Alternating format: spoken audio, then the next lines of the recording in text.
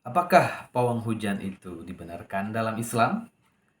Apakah pawang hujan itu betul-betul punya kekuatan yang mana dia bisa mengendalikan air, udara dari langit sehingga bisa turun kapan dia mau?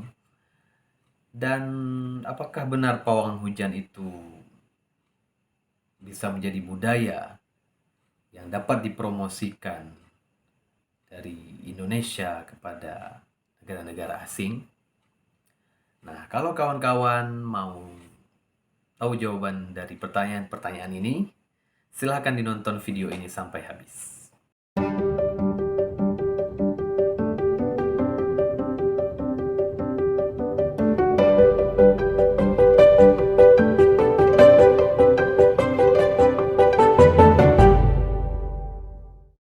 Assalamualaikum warahmatullahi wabarakatuh.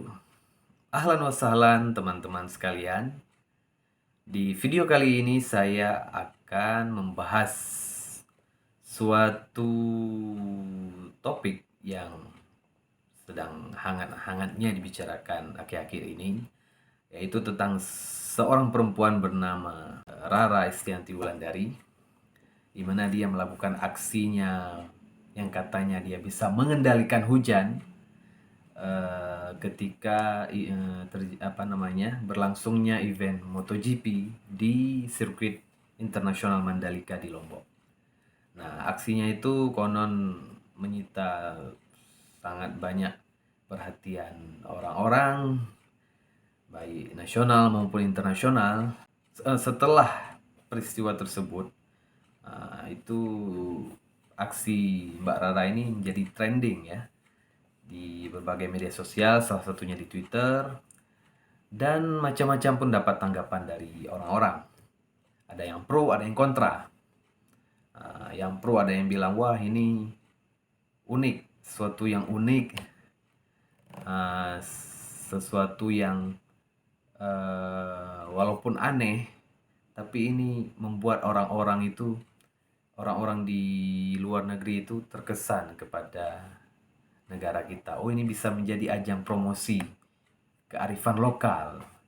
Dan ini pun pendapat-pendapat begini pun lebih banyak muncul setelah ada tanggapan langsung dari akun MotoGP-nya yang mengatakan bahwasanya aksi pengendalian hujan Mbak Rara ini yang kata mereka itu berhasil. Namun ada juga yang kontra, yang berpendapat wah ini syirik, oh ini tidak dibenarkan dalam Islam, sebagainya. Nah, di sini saya ingin memulai dulu akan membahasnya, yang tentunya dari perspektif saya sebagai seorang Muslim, ya sebagai orang yang belajar ngaji dan saat ini juga mengajar agama. Pertama saya akan membahas dulu, menyorot beberapa hal dari peristiwa ini. Nah, yang pertama yaitu dari peristiwa ini kita bisa lihat bagaimana cara pandang seorang Muslim, ya orang-orang Islam di Indonesia ini yang semakin keliru. Apa yang dimaksud dengan cara pandang? Jadi kalau bahasa kerennya itu ya Islamic worldview-nya lah. Islamic worldview dapat diartikan ru'yatul Islam lil wujud. Jadi pandangan Islam terhadap realitas, terhadap hakikat, terhadap dunia lah. Jadi maksud cara pandang ini adalah bagaimana seorang Muslim itu intinya melihat kehidupan, melihat dunia, melihat hakikat di dunia, realitas yang ada. Bagaimana cara pandang dia terhadap Tuhan, manusia, alam, sebagainya. Nah, kenapa saya perlu soroti hal ini? Karena dari cara pandang inilah seseorang itu bisa berbuat berdasarkan keyakinannya. Contoh misalnya ada orang yang lagi nggak punya duit. Sebagai seorang Muslim, ketika dia membutuhkan uang maka dia harus bekerja. Dia bekerja bisa macam-macam ya sesuai profesinya. Misalnya dia berdagang dengan cara halal, kemudian dapat duit dari situ. Nah, ada juga orang mungkin yang tidak peduli halal haram, dia untuk mendapatkan uang itu dia mencuri. Nah, beda orang pertama dan yang kedua adalah orang pertama dia berdagang mencari uang yang halal. Karena dia yakin bahwasanya hal tersebut bisa mencapai tujuannya dan dia yakin itu hal yang benar dia lakukan. Nah, sedangkan pencuri tadi pun bagi dia mencuri itu hal yang benar. Dia yakin itu hal yang benar untuk mencapainya. Nah, ini dua cara pandang yang berbeda. Contoh cara pandang yang berbeda. Nah, sebagai orang Islam, hendaknya kita memandang segala sesuatu itu dengan cara pandang yang Islami. Artinya apa? Cara pandang kita ini terhadap kebenaran, misalnya kebaikan, hal-hal yang baik, hal-hal yang buruk, hal-hal yang benar, hal-hal yang salah. Itu ukurannya adalah bukan dari manusia, tapi dari Allah. Baik dan benar itu menurut ketentuan Allah, bukan menurut ketentuan kita. Ya, al-haq kata Allah dalam Al-Qur'an, bismillahirrahmanirrahim. Al-haqqu min rabbika fala takunanna minal mumtarin. Ya, kebenaran itu adalah dari Tuhanmu dan janganlah engkau ragu, jadi orang yang ragu. Nah, jadi baik dan benar itu menurut Allah. Nah, begitupun dalam kita melihat peristiwa pawang hujan ini. Satu hal, ada orang yang mengapresiasi harus dijaga ini budaya kearifan lokal, tapi ada lagi yang melihatnya, oh ini musyrik, perbuatan syirik. Nah, sebagai seorang Islam, ketika kita melihat suatu hal itu benar, maka kita harus berani mengatakan benar. Ketika kita melihat suatu hal itu salah, maka kita harus berani mengatakan itu salah. Tapi pada kenyataannya di zaman sekarang ini, banyak orang membenarkan kenyataan, bukan menyatakan kebenaran. Sehingga apa? Kebenaran yang dia lihat itu bukan menurut Allah lagi, tapi menurut dia sendiri. Dalam kasus pawang hujan ini misalnya, ya dalam Islam tentu perbuatan apa yang dilakukan oleh pawang hujan itu, dia merasa dirinya bisa mengendalikan hujan, mengendalikan angin, udara, air dengan mantra-mantranya, dengan alat-alat sesajen-sesajen, itu perbuatan yang tidak ada dalam Islam. Itu perbuatan dukun, yang mana dia membantu mencari bantuan jin. Nah, ini sama dengan halnya perdukunan, dan perdukunan itu ya syirik, ya kan? Karena dia meminta bantuan jin, bukan meminta pertolongan Allah. Hal kedua yang ingin saya soroti dalam peristiwa ini yaitu, jadi ketika kita tahu ini syirik, ya kita sebagai orang Islam harus ya berani mengatakan ini syirik. Ya. Pawang hujan ini ya merupakan kerjaan dukun, dan dalam sebuah hadis Rasulullah katakan, ini hadis yang sahih, man ata'arrafan fas'alahu an syai'in fasaddaqahu lam tuqbal lahu salatun arba'ina yauman. Barang siapa yang mendatangi dukun, kemudian dia bertanya, meminta, dan percaya terhadap apa yang dia tanya itu, terhadap jawaban si dukun, maka ia tidak akan diterima sholatnya selama 40 hari. Nah, dengan hadis ini, tentunya apapun yang berkaitan dengan perdukunan, ramalan, sihir, sholat kita tidak diterima 40 hari. Itu artinya apa ya? Perbuatan itu tidak benar. Maka apa yang dilakukan pawang hujan itu tentu ya dalam Islam dikatakan tidak benar. Nah, sebagai orang Islam, Muslim yang kafah, seharusnya kita mau mengakui dan harus mengakui apa yang Allah tetapkan benar itu ya benar. Apa yang Allah tetapkan haram itu ya haram. Nah, tapi sayangnya di negara Indonesia yang mayoritas Islam ini, ya masih banyak orang Indonesia yang masih tidak mau mengakui kebenaran dari agamanya sendiri. Nah, sayangnya pun yang membela si pawang hujan ini, kita lihat komen-komennya itu juga banyak dari orang-orang Islam. Nah, kalau masalah ini kan sudah bahaya, ini kan karena berkaitan dengan akidah. Jadi apapun yang berkaitan dengan akidah ya kita harus ya betul-betul ya harus betul-betul konsisten gitu, kita harus betul-betul tegas. Yang benar-benar, yang salah-salah. Tapi ya jangan sampai, tentu harus kita semuanya harus punya sumber yang jelas, seperti misalnya dalam pawang hujan ini sudah jelas hadisnya. Sudah jelas ini syirik, dan syirik itu dosa yang besar.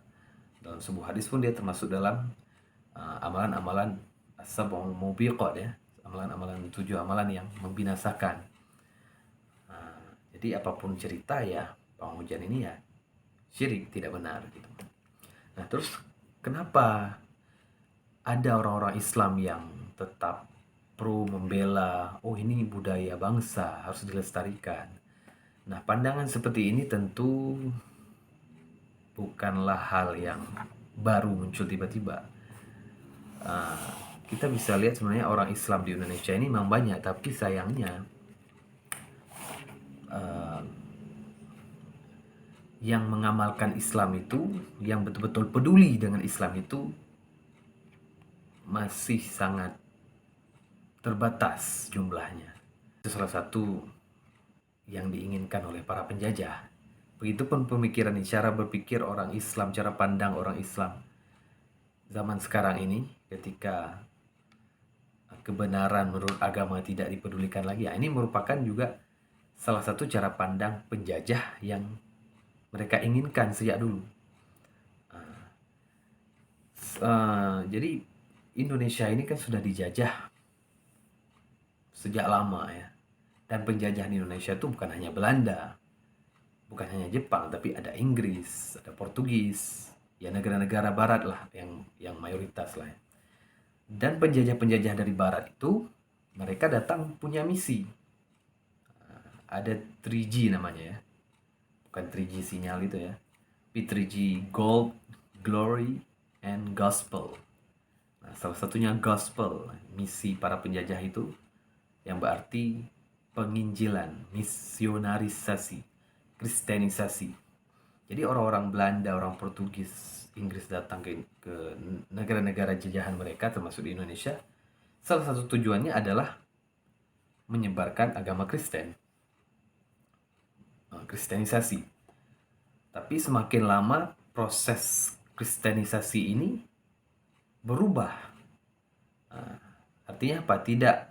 Jadi orang barat itu, para penjajah itu bukan lagi menginginkan orang Islam itu pindah agama, tetapi menginginkan orang Islam itu tidak lagi peduli terhadap keislamannya, bahkan memusuhi keislamannya.